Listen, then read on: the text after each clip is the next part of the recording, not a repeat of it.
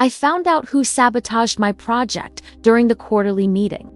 The conference room was packed with the usual suspects, senior management, department heads, and the handful of rising stars who'd earned their seats at the table through a combination of talent and political maneuvering.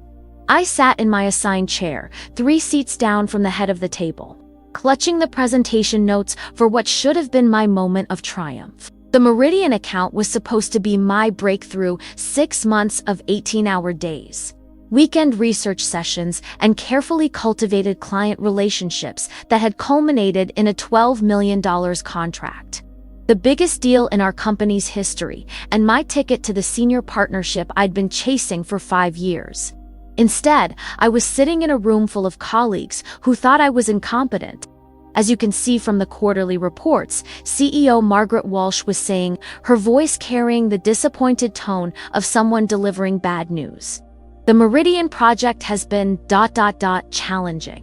She clicked to the next slide and my stomach dropped. The presentation showed missed deadlines, budget overruns, and client satisfaction scores that painted a picture of complete project failure. None of it was accurate, but all of it was documented with the kind of meticulous detail that made it impossible to dismiss as clerical error. Alex, Margaret continued, turning to look at me directly, would you like to explain what went wrong? I stared at the screen, my mind racing to process what I was seeing. According to these reports, I'd missed 3 critical deadlines, exceeded the budget by 40%, and received formal complaints from the client about poor communication and substandard deliverables. But I knew for a fact that the project was on time and under budget. I had emails from the client praising our work. I had documentation proving that every milestone had been met ahead of schedule. Margaret, I said carefully, I think there might be some confusion about these numbers. The reports I submitted showed the project was performing above expectations. These are the reports we received. Margaret's tone was patient but firm, the voice of someone who'd dealt with defensive employees before. Are you suggesting that our project management system is incorrect? I looked around the room at 23 faces, most of them wearing expressions of professional sympathy mixed with barely concealed satisfaction. Nothing made people happier than watching a rising star crash and burn, especially when that star had been getting a little too much attention from senior management. I'm suggesting that there might be a discrepancy between what I submitted and what you received, I said, trying to keep my voice steady. Alex, interrupted David Chen, the VP of operations who'd never liked me. We've all seen the client emails.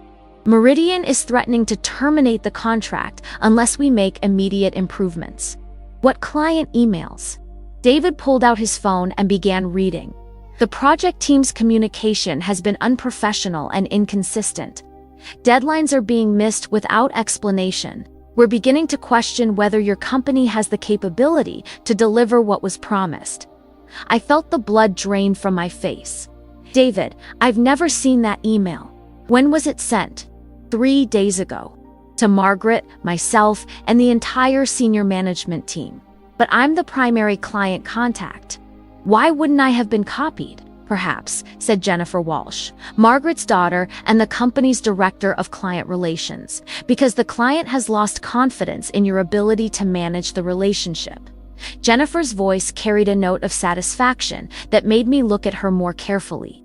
She was sitting perfectly straight. Her presentation materials organized with military precision. Her expression professionally neutral, but her eyes bright with something that looked suspiciously like triumph. I'd like to see that email, I said. Of course. David forwarded it to me immediately, and I opened it on my phone while the room waited in uncomfortable silence. The email was devastating. It accused me of missing deadlines, providing substandard work, and being unresponsive to client concerns. It was signed by Robert Meridian himself, the CEO who'd personally requested that I lead his account because he'd been so impressed with my initial proposal. But something about the email bothered me. The tone was wrong, too formal, too corporate for someone who'd been calling me by my first name for 6 months. And there were subtle errors in the company details that Robert would never have made. Margaret, I said. I'd like to request a brief recess to make a phone call. Alex, I think we should finish reviewing the quarterly reports, please. Just 5 minutes. I think there's been a serious misunderstanding. Margaret sighed but nodded. 5 minutes. I stepped into the hallway and immediately called Robert Meridian's direct line, my hands shaking as I dialed. Alex Roberts' voice was warm and enthusiastic. Perfect timing. I was just telling my team how impressed we are with the progress on the project. You're ahead of schedule, and the preliminary results are exactly what we hoped for. Robert, did you send an email to my management team 3 days ago expressing concerns about the project? What? No, of course not. Why would I do that when everything is going so well? Did you request that I be removed from the account? Alex, what's going on? You're the best project manager we've ever worked with. The thought of removing you from the account is absurd. I closed my eyes, feeling a mixture of relief and rage. Robert, I think someone has been impersonating you in emails to my company. I need to ask you to do something that might seem strange. Whatever you need. I need you to call my CEO immediately and confirm that you're satisfied with the project and that you never sent any complaints about my performance. Consider it done. Alex, is someone trying to sabotage your work? I'm beginning to think so. I returned to the conference room just as Margaret's phone was ringing. She glanced at the caller ID and frowned. It's Robert Meridian, she said, answering the call. Robert, we were just discussing your project. What? No, we received your email expressing concerns. You never sent what email? I watched Margaret's face change as she listened to Robert's explanation. Around the table, my colleagues were beginning to look confused rather than satisfied. Robert, let me call you back in a few minutes. We need to investigate this immediately. Margaret hung up and looked around the room with the expression of someone who'd just discovered a bomb in her building. It appears, she said slowly, that someone has been sending fraudulent emails using Robert Meridian's name and company address. The room erupted in whispers and shocked exclamations. But I wasn't listening to the general chaos. I was watching Jennifer Walsh, and what I saw confirmed my growing suspicion. While everyone else looked shocked and confused, Jennifer looked terrified. Margaret, I said, my voice cutting through the noise, I think we need to examine all the documentation related to the Meridian project very carefully, starting with the email headers and IP addresses. Of course. Jennifer, since you handle client relations, can you work with IT to trace the source of these fraudulent emails? Yes, of course, Jennifer stammered, but her face had gone pale. Actually, I said, pulling out my phone, I think I can save us some time. I've been tracking some irregularities in project communications for the past few weeks, and I have some information that might be relevant. It was a bluff, but Jennifer's reaction told me everything I needed to know. She was staring at me with the expression of someone who'd just realized their carefully constructed plan was falling apart. Jennifer, Margaret said, her voice sharp with sudden understanding. Is there something you need to tell us? The silence that followed was deafening. 23 people stared at Jennifer Walsh, the CEO's daughter. The rising star who'd been positioning herself as my replacement, the colleague I'd trusted with sensitive project information. The colleague who'd been systematically destroying my reputation to advance her own career. I think, I said quietly, we need to have a very different conversation about what's been happening with the Meridian project. The conference room had transformed from a routine quarterly meeting into something resembling a tribunal. Margaret Walsh sat at the head of the table, her face a mask of professional composure that barely concealed her personal anguish. Her daughter Jennifer remained frozen in her chair, caught between confession and denial, while 21 other executives watched the drama unfold with the fascination of spectators at a car accident. Jennifer, Margaret said, her voice carefully controlled, I'm going to ask you directly. Do you know anything about fraudulent emails being sent from the Meridian account? Mom, I'm Margaret. Jennifer corrected automatically, then caught herself, Margaret. I don't know what Alex is implying, but I'm not implying anything, I interrupted, pulling out my laptop. I'm stating facts. For For the past 6 weeks, I've been receiving reports about project problems that didn't match my own documentation. Client complaints that contradicted my direct conversations with Robert Meridian, budget discrepancies that appeared in the system but weren't reflected in my actual expenses. I opened my laptop and connected it to the conference room display, so I started keeping my own records. Screenshots of emails before they were corrected in the system, audio recordings of client calls, backup copies of reports before they were updated by someone with administrative access. The room was silent, except for the hum of the projector as I pulled up my first piece of evidence, a side-by-side comparison of an email as I'd originally sent it and the same email as it appeared in the company system 3 days later. "This is my original status report to Margaret, dated 3 weeks ago," I said, pointing to the left side of the screen. Clean formatting, accurate budget numbers, positive client feedback, and this is the same email as it appears in our system today. The difference was stark. The updated version contained typos, inflated budget numbers, and a completely different tone that suggested project difficulties. "Someone with administrative access has been altering my communications after I send them," I continued. "Someone who knew my passwords, my project codes, and my client contact information." David Chen leaned forward, his earlier hostility replaced by professional concern. "Alex, are you saying someone has been hacking into your accounts?" "I'm saying someone with legitimate access has been using that access to sabotage my work. Someone who could modify emails in the system, alter budget reports, and send communications that appeared to come from external clients." I clicked to the next slide. A detailed analysis of email headers and IP addresses that I'd been compiling for weeks. The fraudulent email from Robert Meridian was sent from an IP address registered to our company network, specifically from a workstation in the Client Relations Department. All eyes turned to Jennifer, who was now visibly shaking. "Jennifer," Margaret said, her voice barely above a whisper, "is this true?" "I can explain. Is it true?"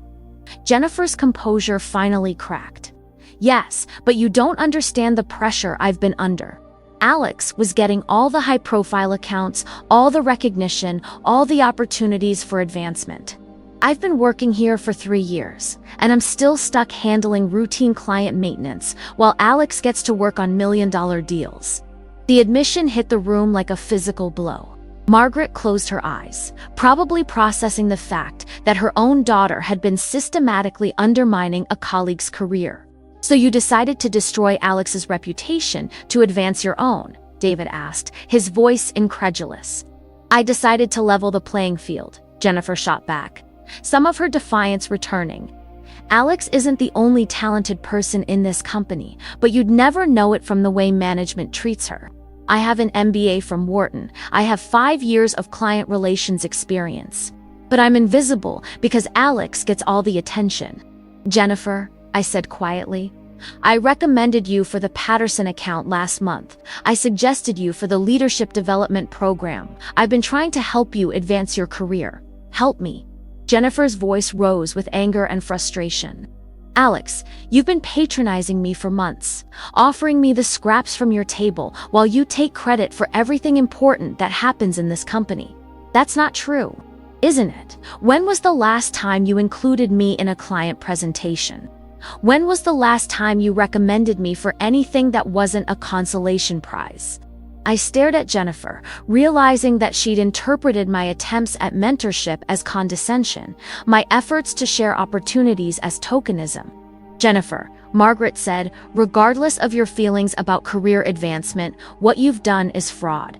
You've impersonated a client, falsified company records, and attempted to destroy a colleague's reputation. These aren't just fireable offenses, they're criminal acts. Criminal." Jennifer's defiance crumbled into panic. "Mom, I was just you were trying to commit corporate sabotage," Margaret said coldly, "and you've put this entire company at risk. If Robert Meridian decides to sue us for the fraudulent communications sent in his name, we could lose everything." The weight of Jennifer's actions was beginning to sink in around the room. What had started as personal rivalry had escalated into something that could destroy the company's reputation and expose them to massive legal liability. "Margaret," I said, "I need to ask something difficult. How long has this been going on? Because if Jennifer has been altering my work for months, we need to audit every project I've managed to ensure our clients haven't been affected." "I've been tracking Alex's work for about 6 weeks, Jennifer said, her voice small and defeated. "But I only started making changes 3 weeks ago when I realized she was going to get the promotion to senior partner." "What promotion?" I asked, confused. Margaret looked uncomfortable. "Alex, we were planning to announce it at the end of this meeting. You've been promoted to senior partner, effective immediately. The Meridian project was going to be your first major account in that role." The irony was devastating. Jennifer had been sabotaging my work to prevent a promotion that had already been decided, destroying her own career to stop something that was inevitable. "Jennifer," David said, "you've compromised every project Alex has worked on for the past 3 weeks. We're going to have to contact every client, explain what happened, and hope they don't lose confidence in our entire organization." "I know," Jennifer whispered. "I know I messed up, but I was desperate. I've been watching Alex get everything I wanted, and I couldn't stand it anymore." "So you decided to take it away from her?" Margaret asked. "I decided to show everyone that she wasn't as perfect as they thought, that she could fail just like anyone else." I looked at Jennifer, really looked at her, and saw something I'd missed before. Not just ambition or jealousy, but genuine pain. The frustration of someone who felt invisible, overlooked, diminished by the success of others. "Jennifer," I said, "why didn't you just talk to me? If you felt like I was getting opportunities you deserved, why didn't you say something?" "Because you wouldn't have understood. You've never had to fight for recognition, Alex. Success comes naturally to you. You don't know what it's like to work twice as hard for half the credit." "You're right," I said, surprising everyone in the room. "I don't know what that feels like. But Jennifer, destroying my work wasn't going to make you more successful. It was just going to make both of us failures." Margaret stood up, her decision clearly made. "Jennifer, you're terminated immediately. Security will escort you out, and we'll be conducting a full investigation into your activities. Depending on what we find, we may be pressing criminal charges." "Mom, please, I'm not your mother right now. Jennifer, I'm the CEO of a company you've put at risk. And as CEO, I have to protect this organization from employees who can't be trusted." Jennifer began crying then, not the manipulative tears of someone trying to avoid consequences, but the genuine grief of someone who'd destroyed everything she'd been trying to achieve. "Alex," Margaret said, turning to me, "I owe you an apology. We should have investigated these discrepancies immediately instead of assuming they reflected your performance." "Thank you, Margaret. But I think we need to focus on damage control right now. We have clients to contact, projects to audit, and a reputation to protect." "Agreed. David, can you work with Alex to identify every project that might have been affected? I want a complete report by end of business tomorrow." As the meeting broke up and Jennifer was escorted from the building, I sat alone in the conference room, processing what had just happened. I'd come to this meeting expecting to defend my competence. Instead, I'd discovered that my closest colleague had been systematically destroying my career out of jealousy and frustration. But more than that, I'd learned something about the price of success and the responsibility that came with it. Jennifer had been right about one thing. I had been getting more opportunities, more recognition, more advancement. What I hadn't realized was how that success had affected the people around me, how it had made some of them feel diminished rather than inspired. Tomorrow, I would start my new role as senior partner. But tonight, I had to figure out how to lead in a way that lifted others up instead of leaving them behind. 2 weeks after Jennifer's termination, I was working late in my new office, the corner space that came with the senior partner title, when I discovered something that changed everything I thought I knew about the sabotage. I'd been conducting the audit Margaret had requested, reviewing every project I'd managed over the past 6 months to identify any alterations Jennifer might have made. It was tedious work, comparing original files with system records, checking email timestamps, and verifying client communications. But as I dug deeper into the data, a pattern emerged that didn't match Jennifer's confession. The alterations to my work hadn't started 3 weeks ago, as Jennifer had claimed. They'd been happening for almost 4 months, and some of the changes were far more sophisticated than anything Jennifer could have accomplished with her level of system access. I was staring at a particularly complex budget manipulation when my phone rang. "Alex, it's Robert Meridian. Do you have a few minutes to talk?" "Of course, Robert. What's on your mind?" "I've been thinking about what happened with those fraudulent emails, and something's been bothering me. I received a call about 3 months ago from someone at your company asking detailed questions about our communication preferences, our internal processes, our decision-making hierarchy." "What kind of questions?" "Specific things. How I typically sign emails, what information I include in project updates, who I copy on important communications. At the time, I assumed it was part of your customer service process." I felt my stomach drop. "Robert, do you remember who called you?" "I don't remember the name, but it was definitely a woman. She said she was from your client relations department and was conducting a satisfaction survey." "What did she sound like?" "Professional, knowledgeable. She knew enough about our account to seem legitimate." But Alex, thinking back on it now, some of those questions were oddly specific, like she was trying to learn how to impersonate me. After Robert hung up, I sat in my office staring at the evidence spread across my desk. Jennifer had confessed to sabotaging my work, but the timeline didn't match. The sophistication of the alterations suggested someone with higher-level access than Jennifer possessed. And now, Robert was describing a reconnaissance call that had happened before. Jennifer claimed to have started her sabotage campaign. I opened my laptop and began a more detailed analysis of the system logs, looking for patterns I might have missed. What I found made me question everything I thought I knew about what had happened. The IP addresses associated with the fraudulent activities weren't just from Jennifer's workstation. They were from multiple locations throughout the company, including several from the executive floor. The alterations to my work showed a level of technical sophistication that suggested someone with administrative privileges far beyond what Jennifer possessed. Most damning of all, I found evidence of document alterations that had occurred while Jennifer was out of the office on vacation. Someone else had been sabotaging my work. Jennifer had either been covering for them or she'd been manipulated into taking the blame. I was still processing this discovery when I heard footsteps in the hallway. Most of the office had cleared out hours ago, but I could see light coming from Margaret's office at the end of the corridor. I gathered my evidence and walked toward her office, intending to share what I'd discovered. But as I approached her door, I heard voices Margaret talking to someone in hushed, urgent tones.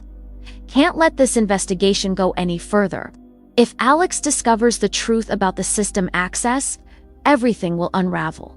Jennifer's confession bought us time, but Alex is too smart to accept the simple explanation indefinitely. I froze, recognizing the second voice, David Chen, the VP of Operations, who'd been so quick to condemn me during the quarterly meeting. "David, we agreed that Jennifer would be enough. She was ambitious, jealous, and had access to Alex's accounts. The perfect scapegoat. But Margaret Alex is conducting a full audit. She's going to find discrepancies that Jennifer couldn't have created. System modifications that required executive-level access. Then we need to make sure those discrepancies disappear before she finds them." I backed away from the door, my mind racing to process what I'd just heard. Margaret and David had been working together to sabotage my career. Jennifer had been manipulated into taking the blame for their actions. But why? What could they possibly gain from destroying my reputation? I returned to my office and locked the door, then began a more systematic search through the company's financial records. If Margaret and David were working together to undermine me, there had to be a reason beyond simple office politics. What I found in the budget allocations made everything clear. The Meridian contract wasn't just the biggest deal in company history, it was the deal that would determine the company's financial future. The success of that project would generate enough revenue to fund a major expansion, including the creation of several new senior partner positions. But if the project failed, if the client lost confidence and terminated the contract, the company would be forced to make cuts. Significant cuts that would eliminate positions and reduce the profit-sharing pool that executive bonuses were drawn from. Margaret and David hadn't been trying to destroy my career out of personal animosity. They'd been trying to sabotage the Meridian project to prevent the expansion that would dilute their own power and profits. By making me look incompetent, they could justify removing me from the project and reassigning it to someone they could control. Someone who would ensure the project failed in a way that couldn't be traced back to executive interference. Jennifer had been the perfect cover story, a jealous colleague whose sabotage explained all the project problems while protecting the real perpetrators. I spent the next hour documenting everything I'd discovered, creating a comprehensive file that traced the sabotage from its origins to Jennifer's manipulated confession. Then I made copies of everything and stored them in multiple secure locations. Tomorrow, I would have to decide what to do with this information. Confronting Margaret and David directly would be dangerous. They'd already shown they were willing to destroy careers to protect their interests. Going to the board of directors would mean accusing the CEO and VP of operations of corporate fraud, a charge that would require ironclad evidence and careful presentation. But first, I needed to understand the full scope of what they'd done. I returned to the system logs and began tracing every alteration, every fraudulent communication, every piece of evidence that had been planted to make me look incompetent. The picture that emerged was of a sophisticated, months-long campaign designed not just to discredit me, but to sabotage the most important project in the company's history. They'd been willing to destroy a $12 million contract to protect their own positions. They'd manipulated a young employee into taking the blame for their crimes. They'd put the entire company at risk to serve their own interests. As I worked through the evidence, I began to understand something else. This wasn't the first time they'd done this. Looking back through historical project records, I could see patterns of similar sabotage targeting other rising employees who'd threatened the established power structure. Jennifer hadn't been their first victim. She'd just been their most recent one. My phone buzzed with a text message from an unknown number. "Alex, this is Jennifer. I know you probably don't want to hear from me, but we need to talk. There are things about what happened that you don't know. Things that Margaret and David made me promise not to tell." I stared at the message for a long moment, then typed back, "Where do you want to meet?" "Coffee shop on 5th Street. Tomorrow morning at 7 a.m. And Alex, bring whatever evidence you've been collecting. You're going to need it." I turned off my laptop and gathered my files, my mind already racing ahead to tomorrow's conversation. Jennifer's confession had seemed like the end of the story, but it was beginning to look like it had been just the beginning. Margaret and David thought they'd successfully covered their tracks by sacrificing Jennifer. They thought the investigation would end with her termination, leaving them free to continue their manipulation of company operations. They were about to discover that they'd underestimated both Jennifer's conscience and my determination to uncover the truth. The quarterly meeting where I'd discovered Jennifer's sabotage had been shocking enough, but what I was about to learn would reveal a conspiracy that went far deeper than office politics or career jealousy. Tomorrow, I would find out who had really been pulling the strings, and why they'd been so desperate to destroy my career that they'd been willing to sacrifice an innocent colleague to cover their tracks. The real sabotage was just beginning to come to light. The coffee shop on 5th Street was nearly empty at 7 in the morning, just a few early commuters grabbing their caffeine fix before facing another day. I arrived first and chose a corner table where we could talk privately, spreading my evidence files across the surface like a detective preparing to solve a case. Jennifer arrived 10 minutes later, looking haggard and nervous. She'd lost weight since her termination, and there were dark circles under her eyes that suggested she hadn't been sleeping well. "Alex," she said, sliding into the chair across from me. "Thank you for coming. I wasn't sure you would. Jennifer, you tried to destroy my career. The only reason I'm here is because I think there's more to this story than what you told us in that meeting. There is. Much more." Jennifer pulled out a thick manila envelope and set it on the table between us. "Alex, I need you to know that everything I said about being jealous of your success was true. But it wasn't the whole truth." "What do you mean?" "I mean, I didn't come up with the idea to sabotage your work on my own. I was recruited." I felt my pulse quicken. "Recruited by whom?" "David Chen. About 4 months ago, he started having regular one-on-one meetings with me. He said he was concerned about my career development, that he thought I had potential that wasn't being recognized." Jennifer opened the envelope and pulled out a series of printed emails. "He started by asking me questions about your work habits, your client relationships, your access to company systems. He framed it as mentoring, helping me understand how successful people operated so I could model their behavior." I scanned the emails, seeing David's careful manipulation disguised as career guidance, but it wasn't really mentoring, no. After a few weeks, he started suggesting that you were getting opportunities that should have been distributed more fairly. That maybe someone needed to document your mistakes to show management that you weren't as perfect as you seemed. And you agreed to that. Jennifer's face flushed with shame.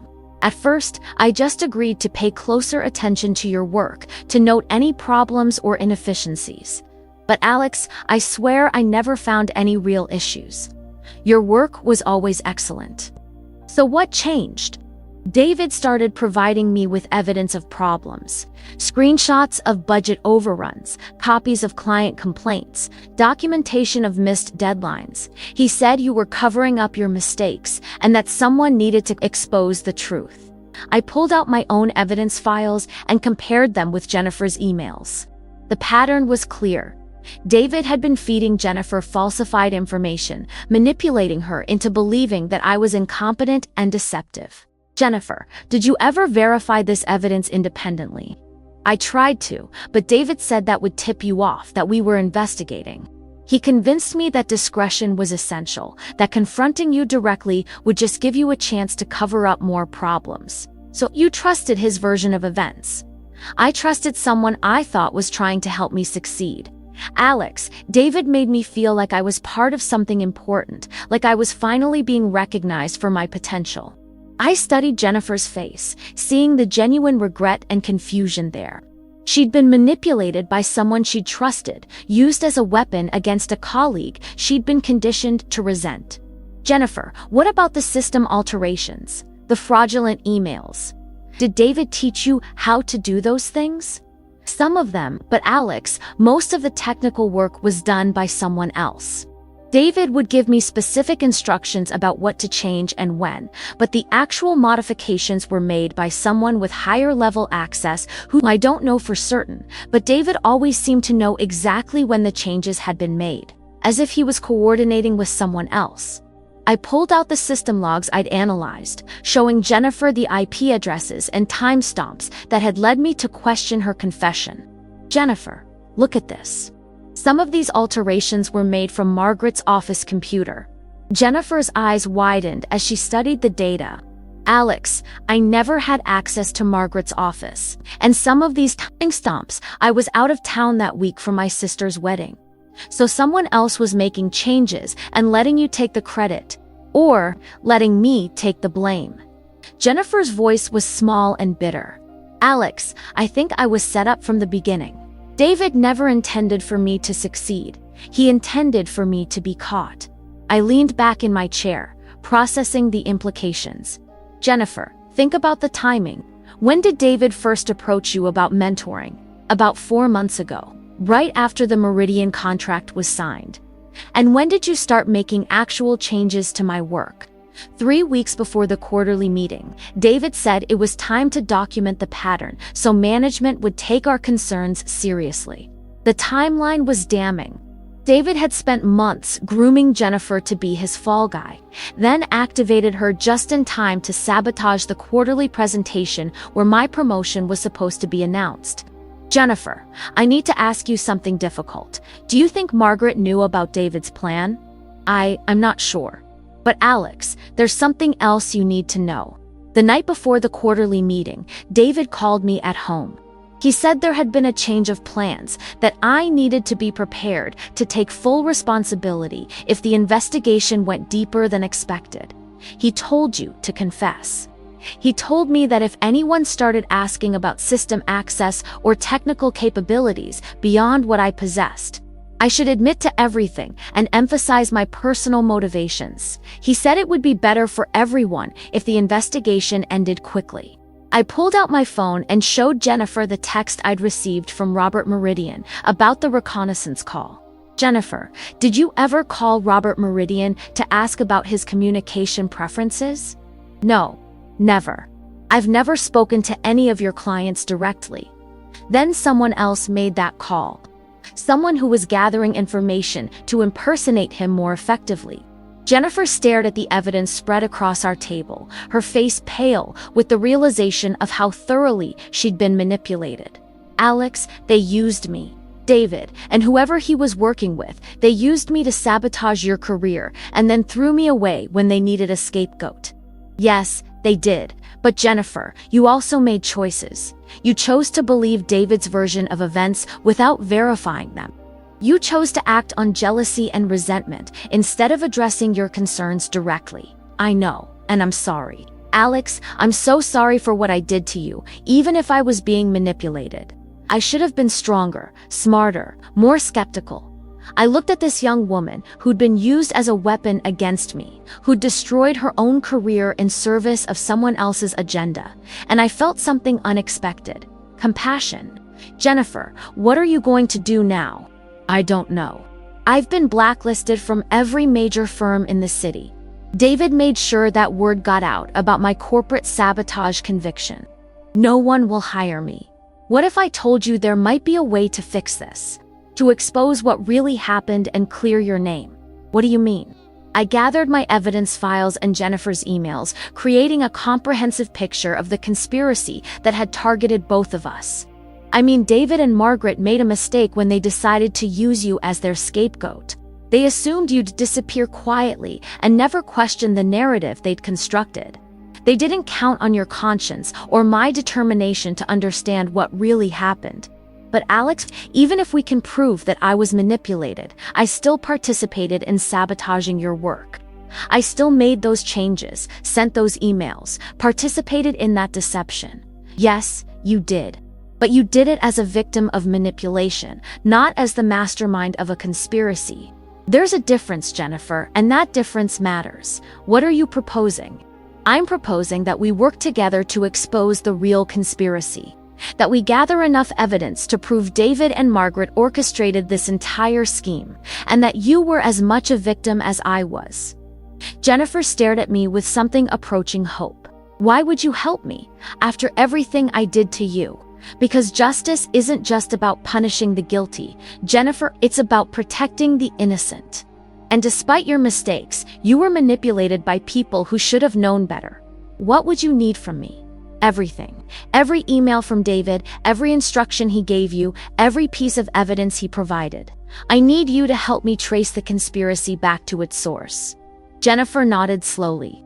Alex, there's one more thing. David mentioned that this wasn't the first time they'd had to address performance issues with rising employees. He said there had been others who'd needed course correction. Others, he didn't give me names, but he implied that removing threats to company stability was an ongoing responsibility of senior management. I felt a chill run down my spine. If David and Margaret had been systematically sabotaging employees who threatened their power, Jennifer and I weren't their only victims. Jennifer, how would you feel about helping me investigate those other cases? I'd feel like maybe I could do something right for once. I extended my hand across the table. Partners. Jennifer shook it, tears in her eyes. Partners. But Alex, what if they come after us? What if they try to discredit us or destroy our evidence? Then we'll be ready for them. Because Jennifer, there's one thing David and Margaret didn't count on when they decided to use you as their scapegoat. What's that? They didn't count on the possibility that their victim and their weapon might end up on the same side. As we left the coffee shop, I felt something I hadn't experienced since this whole ordeal began. Hope, not just for my own vindication, but for the possibility that we could expose a conspiracy that had been destroying careers for years. David and Margaret thought they'd successfully covered their tracks by sacrificing Jennifer. They were about to discover that their greatest mistake hadn't been underestimating me.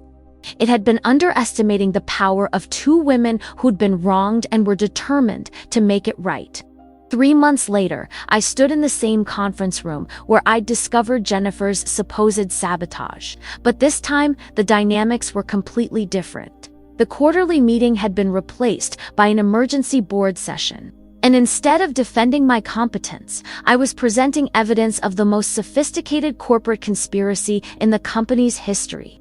The board of directors sat around the mahogany table, their faces grim as they reviewed the comprehensive report Jennifer and I had compiled. Margaret Walsh was notably absent. She'd been placed on administrative leave pending the investigation. David Chen sat at the far end of the table, his usual confidence replaced by the careful stillness of someone trying not to incriminate himself further. Ladies and gentlemen, I began, connecting my laptop to the conference room display.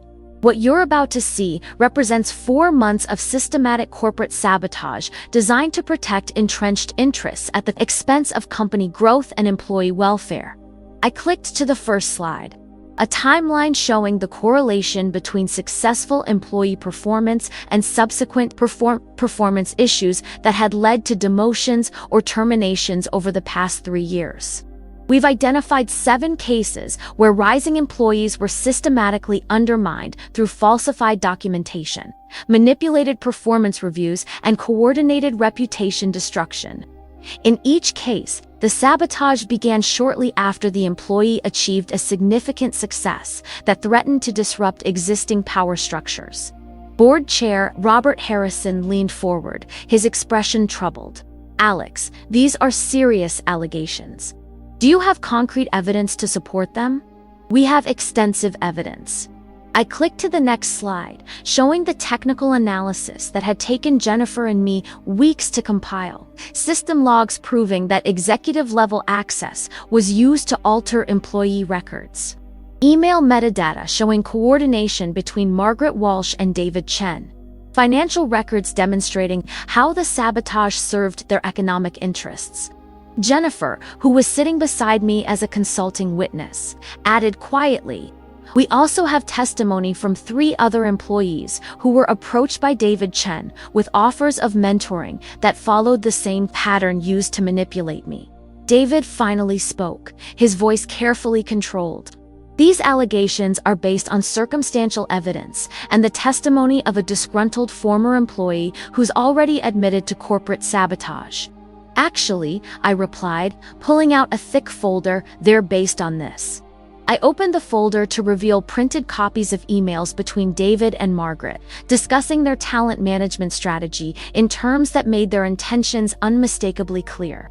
These emails were recovered from Margaret's personal computer by our IT forensics team, I continued. They detail a systematic approach to identifying threats among rising employees and implementing corrective measures to protect executive positions.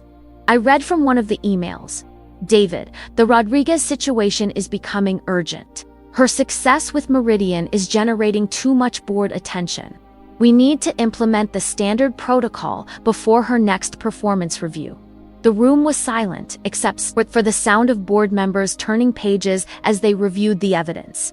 The conspiracy was laid out in meticulous detail, not just the sabotage of my career, but a pattern of behavior that had been destroying talented employees for years.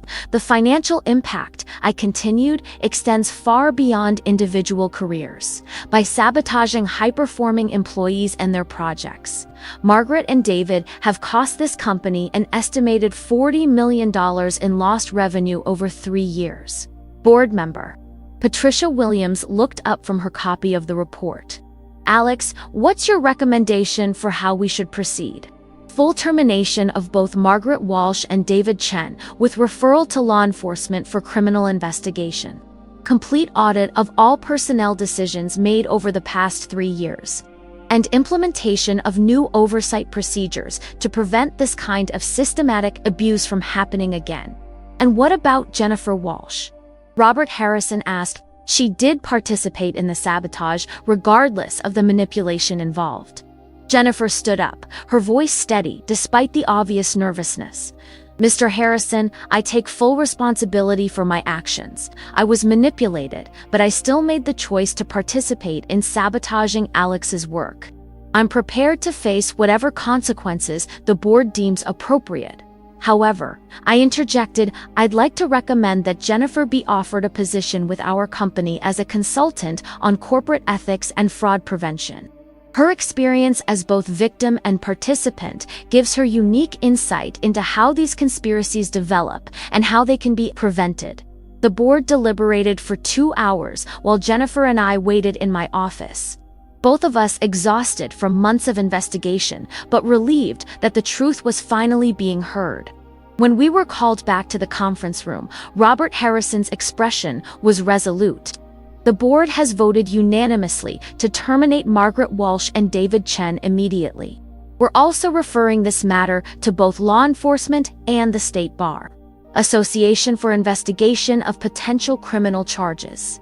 He turned to Jennifer. Ms. Walsh, while your actions were inexcusable, the board recognizes that you were manipulated by people in positions of authority who should have known better. We're prepared to offer you a consulting position focused on developing anti-fraud protocols, contingent on your full cooperation with ongoing investigations. Jennifer's relief was visible. Thank you. I accept, and I promise you won't regret giving me this second chance. And Alex, Robert continued, the board would like to offer you the position of Chief Operating Officer, with full authority to implement the organizational changes necessary to prevent this kind of conspiracy from recurring. I felt a mixture of vindication and responsibility. The promotion was everything I'd worked toward, but it came with the weight of ensuring that what had happened to Jennifer and me never happened to anyone else. I accept, with the understanding that my first priority will be creating a culture where talent is nurtured rather than threatened, where success is shared rather than hoarded. 6 months later, I stood in the same conference room for another quarterly meeting, but the atmosphere was completely different.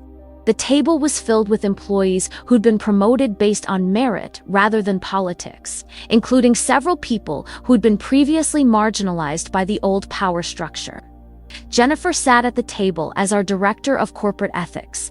Having transformed her experience as a victim of manipulation into expertise in preventing it, the anti-fraud protocols she'd developed were already being adopted by other companies as industry best practices. The Meridian project, I announced to the room, has exceeded all projections and generated $47 million in revenue. More importantly, it's established a new standard for how we collaborate with clients and develop our internal talent. After the meeting, Jennifer and I walked together toward the elevator, both of us reflecting on the journey that had brought us to this point. Alex, Jennifer said, I need to thank you again for giving me the chance to make this right. You earned that chance, Jennifer, by choosing to tell the truth even when it was difficult, by helping expose a conspiracy that was hurting innocent people. Do you think we've really changed things? Or will there always be people like David and Margaret who try to protect their power by destroying others? I considered her question as we stepped into the elevator. There will always be people who choose self-interest over integrity. But now there are also people like us who know how to recognize the signs and fight back. People who've learned that the best way to protect yourself from sabotage isn't to sabotage others. People who've learned that real success comes from building others up, not tearing them down. The greatest victory over those who try to sabotage you isn't destroying them in return. It's creating a system where sabotage becomes impossible.